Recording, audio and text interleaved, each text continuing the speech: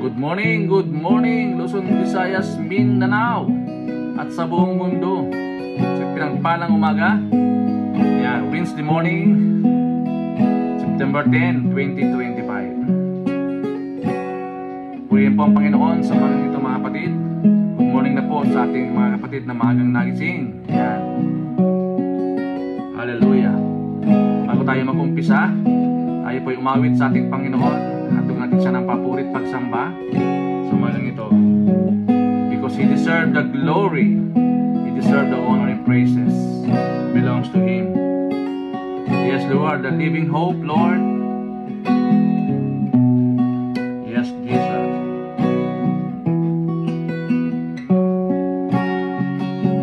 Hallelujah. Praise the one who set me free. Hallelujah. Death has closed its grips on me. You have broken every chain. The salvation in your name, Jesus Christ, my living hope. You are my living hope. How great a chasm that lay between us. How high the mountains I could not climb. In desperation, I turned to heaven and spoke your name into the night. Then through the darkness, your loving kindness tore through the shadows of my soul. The work is finished, it is written. Jesus Christ, my living hope. Hallelujah. Praise the one who set me free. Hallelujah. Death has lost its grips on me. You have broken every chain. There's salvation in your name, Jesus Christ, my living hope. And hallelujah, praise the one who set me free. Hallelujah, death has lost its grip on me. You have broken every chain. There's salvation in your name, Jesus Christ, my living hope. Oh, Jesus Christ, my living hope, my living hope. Oh, Jesus Christ, my living hope. Yes, Lord. And hallelujah, praise the one who set me free. Hallelujah, death has lost its grip on me. You have broken every chain. There's salvation in your name, Jesus Christ, my living hope. Jesus Christ, my living hope.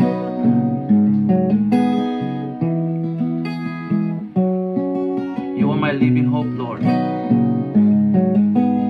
Jesus Christ, my living hope. Thank you, Lord, today. Bless this day that you have made, and we will rejoice and be glad in it, Lord. For who you are, for all you've done, Lord God. Thank you, Lord God. Minsan pa sa umagang ito, Diyos. Muli namin pinagkakatiwala, Lord, ang daily devotion sa umagang ito, Lord. Magharian po kami, Panginoon Diyos, ng iyong Espiritu. Sa lahat, Lord, sa iyong salita, Lord, na iyong pagbubulay-bulayan sa umagang ito, Lord God. For power of your word, Lord, in Jesus' name. Salamat, Lord. Glory, honor, and praise in the name of Jesus. Amen, amen, amen, mga kapatid. Purihin po ang Diyos sa umagang ito. Sarap po umawit sa aking pong Panginoon. He is my living hope. Hallelujah. Praise the Lord God. So, ngayong umaga po, atin pong ipagpapatuloy yung ating pong series na tinatalakay about the kingdom power through discipleship. Ito na po yung pang-apat, mga kapatid. Kaya yung ating pong title is Carrying Your Cross Daily. Carrying the Cross Daily. Pagpapasan ng cross araw-araw. Sa Luke chapter 14 verse 27, and if you do not carry your own cross and follow me, you cannot be my disciples. Sabi po ng Panginoon, at kung hindi mo pasanin ang iyong sariling cross at sumunod sa akin, hindi ka maaaring maging alagad ko. Purihin po ang pagkabasa ng dakilang salita ng Diyos. So discipleship is the process of following Jesus, learning from Him, and becoming more like Him, in character, in attitude, in action. It's not just believing in Christ, but about living out. Kaya po ng ating inawit, no? That belief daily. Living out that belief daily. Also walking with Jesus, growing to be like Him, and helping others to do the same. Kaya nga yung the word disciple in Greek is matetes. Ibig sabihin po niyan, learner, follower, apprentice, and student. And also, the disciple is someone who follow Jesus, learn from Jesus, live like Jesus, help others to follow Jesus. Iyan po yun, mga kapatid. Kaya po, sabi dito, it's a state or condition of being a disciple. And also, discipleship is not limited to what you can comprehend. It must transcend all comprehension, plunge into the deep waters beyond your own comprehension, and I will help you to comprehend even as I do. Yan. Carrying the cross daily is more than enduring problems. It is a lifestyle of surrender. It's a lifestyle of surrender, mga kapatid. Every day we choose God's will over ours every day. We say no to sin and yes to righteousness. The disciples' life is marked not by ease, but by devotion even in hardship. No, hindi ito nalilimitahan ang pagsunod kay Kristo kahit na po ito may mga sirkumstansa o may mga pagsubok o may mga hardship sa buhay. Kaya nga ang pagpasa ng cross araw-araw ay higit pa sa pagtitiis ng mga problema. Ito daw ay isang pamumuhay ng pagsuko araw-araw. O at pagpili natin ng kalooban ng Diyos kaysa sa atin araw-araw. Kaya malinaw po yung sinabi po ni Pastor Billy Graham, salvation is free, but discipleship costs everything we have. So ano po yung puntos natin, mga kapatid, ngayong umaga? Number 1, the cross means death to self. Sabi po ng Galatians chapter 5 verse 24, "In those who are Christ have crucified the flesh with its passion and desires." At sinabi ni Jesus sa kanyang mga alagad, kung ang sino man ay magnanais na sumunod sa akin, ay tumugon sa sarili ko at pasanin ang kanyang cross at sumunod sa akin. The cross means death to self.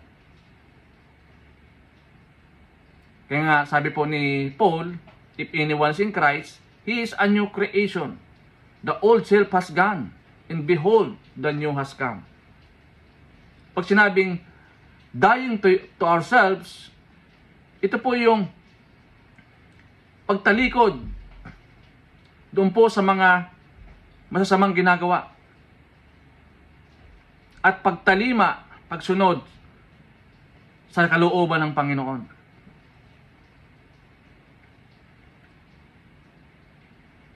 Kaya nga yung cross, no, mga kapatid, napakahalaga po yan. It symbolizes the death and the resurrection of Jesus. Kaya nga, ang maganda po dito, lahat po ng mga kasalanan ng mga tao ay inilagay na ng Panginoon doon sa cross. Dinala niya na doon sa cross, mga kapatid. Lahat po ng mga kasalanan ng tao. Kasabay niya na pong inilibing. Diba? Kaya nga, sabi dito ni Paul, in those who are in Christ have crucified in the flesh with its passion and desire. Diba? Kasama na ibinaon doon sa cross lahat ng ating mga earthly desire. Marami po ito, mga kapatid. No, alam naman natin yung mga kagustuhan o pagnanasa ng ating laman. Kaya kailangan natin talikdan ito at magpatuloy doon sa plano ng Panginoon kung sa atin. Ano ba yung gustong ipagawa sa atin ng Panginoon? Pagpasan sa krus sa araw-araw at pagsunod sa atin, pagsunod sa Diyos, mga kapatid. Number 2, carrying the cross is a daily choice. Choice po ito, mga kapatid. Kaya sabi ni Paul sa 1 Corinthians chapter 15 verse 31, if I face death every day, yes, just as surely as I boast about you in Christ Jesus our Lord. Ika nga araw-araw ako nahaharap sa kamatayan, sabi po ni Paul. Oo, gaya ng ipagmamalaki ko tungkol sa inyo kay Kristo Jesus na ating Panginoon. He faced death every day to proclaim the gospel, to declare the good news, to share the gospel sa lahat ng tao. May panganib, no?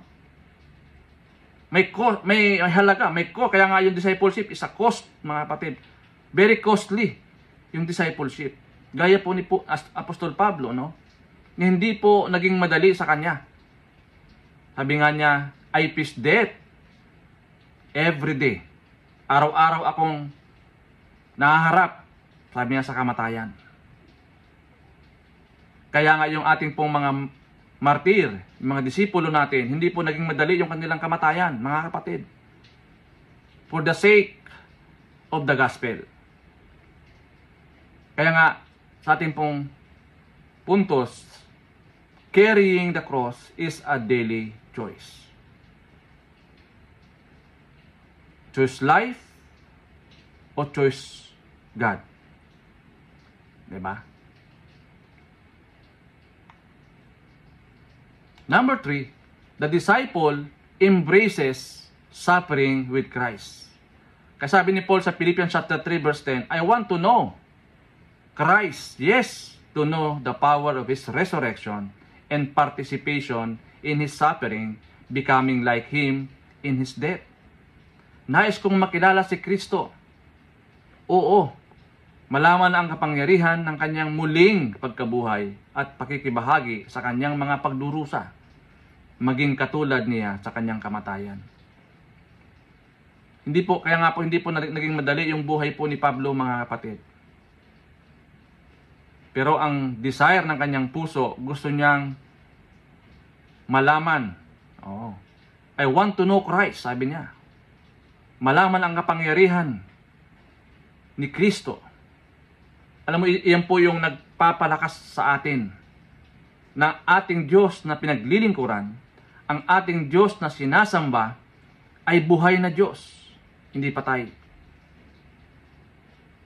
Na balang araw, darating ang panganahon, mga kapatid, tayo po ay Kanyang ipaglalaban. Kaya nga, hindi po nawawalahan ng kabuluhan ang lahat ng pagsasakripisyo po natin, mga kapatid. Araw-araw tayo na nagpapahayag ng salita ng Diyos, araw-araw po tayo na nagsusumamo sa Panginoon na abutin